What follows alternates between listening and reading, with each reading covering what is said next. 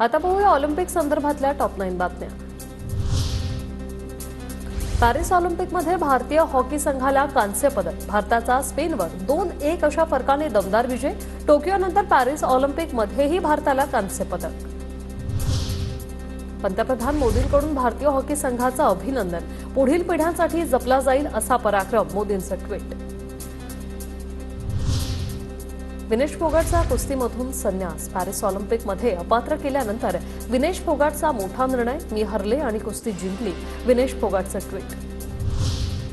विनेश फोगाटच्या याचिकेवर उद्या 12:30 वाजता सीएसमध्ये सुनावणी। भारताकडून वकील हरीश साळवे बाजू मांडण्याची शक्यता।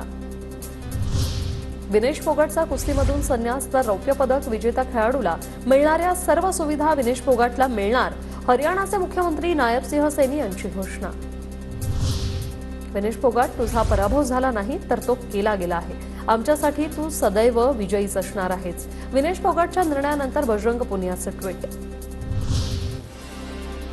नीरज चोप्रा आज जेव्हलिन थ्रोच्या अंतिम सामन्यासाठी उतरणार। रात्री 11:55 नीरज चोप्रा गोल्ड मेडलसाठी भाला फेकणार। संपूर्ण देशाच्या नीरजकडे नजरा।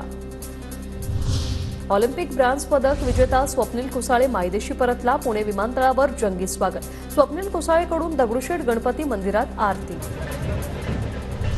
कांस्य पदक विजेता स्वप्नील कुसाळेला चंद्रकांत पाटलांकडून एक अनोखं गिफ्ट। गावातील मंदिर आणि जिम सरकारी योजना किंवा सीएसआर मधून बांधून देणार, चंद्रकांत पाटलांचा शब्द।